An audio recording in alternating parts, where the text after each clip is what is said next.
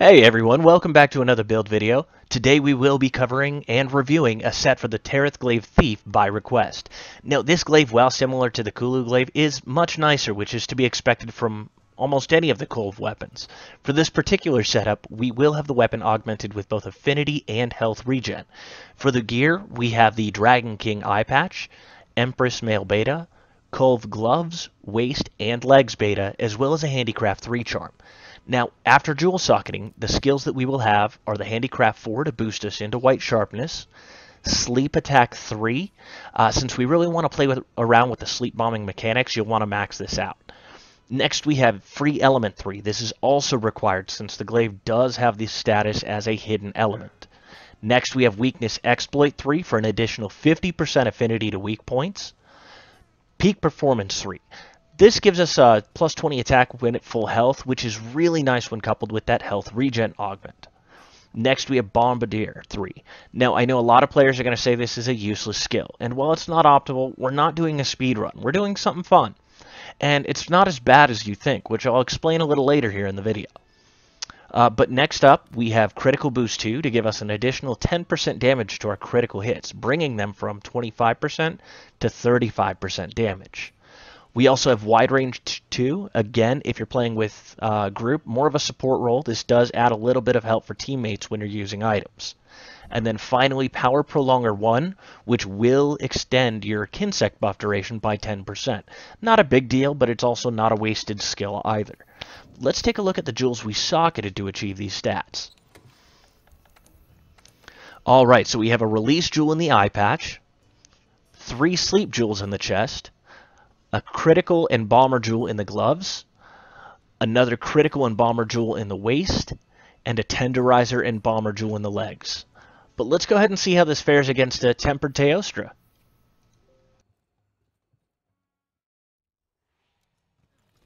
Alright, so to start, I did take an attack up large food buff.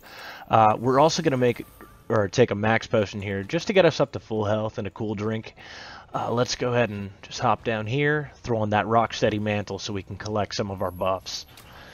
Now, for the Kinsect, I am using the Pseudocath 3. I won't get into why, but this really is the best Kinsect to be using 99% of the time.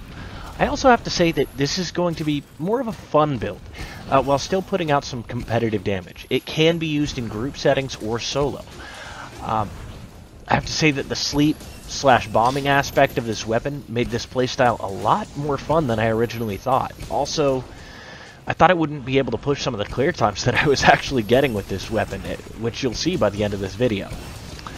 So it's not at all what I would call an inefficient build by any means.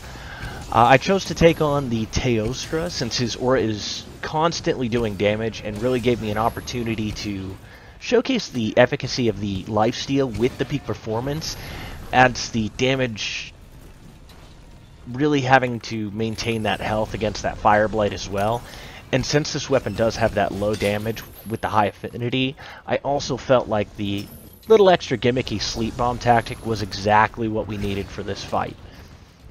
Now, when waking up a monster, there are 2 ways to do this, and you should always use Mega Barrel Bombs, as well as bring the materials to make more Mega Barrel Bombs. This is actually kind of important for this build. The first way to do it is to hit both the bombs and the monster at the same time.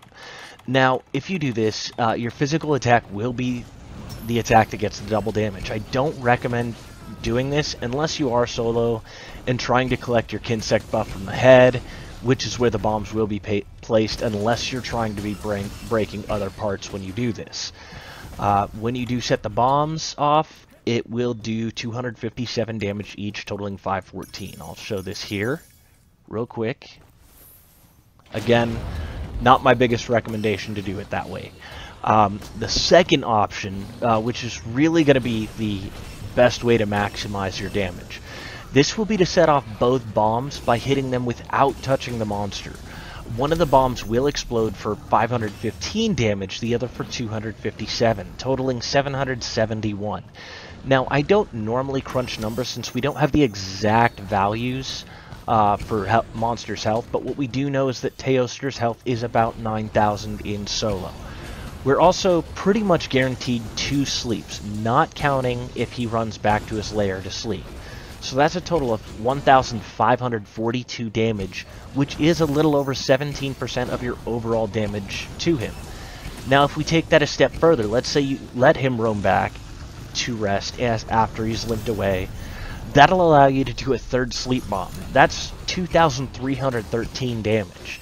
That's a little over a quarter of his health for free, not fighting, just blowing up bombs in his face.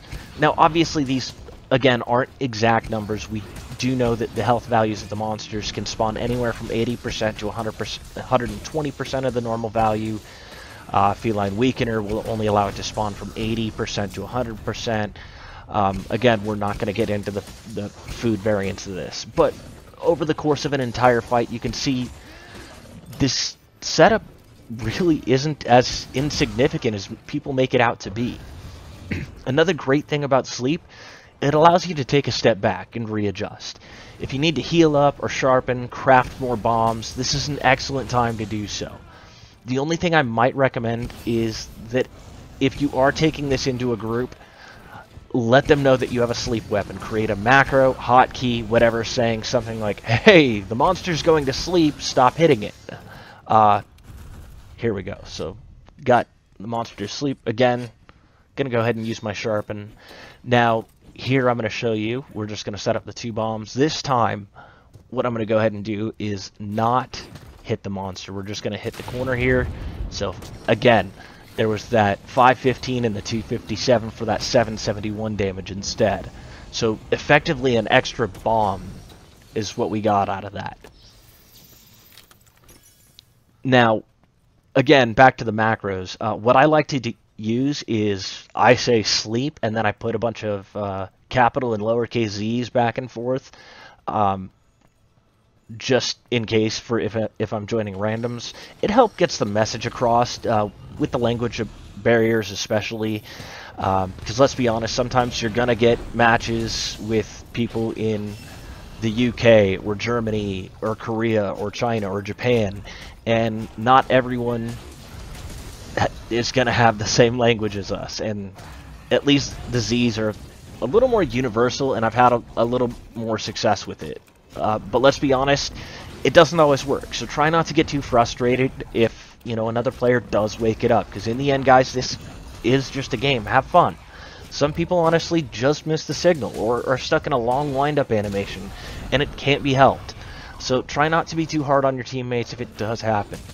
But when you do get those bombs off, multiplayer monster that has 2.6 times the amount of HP, imagine 8 bombs going off instead of the 2. Even if yours are the only ones getting that damage bonus, this set is still excellent for that group-oriented play. You also get that nice little bit of wide range that I mentioned earlier, so it allows you to play that hybrid role of support damage.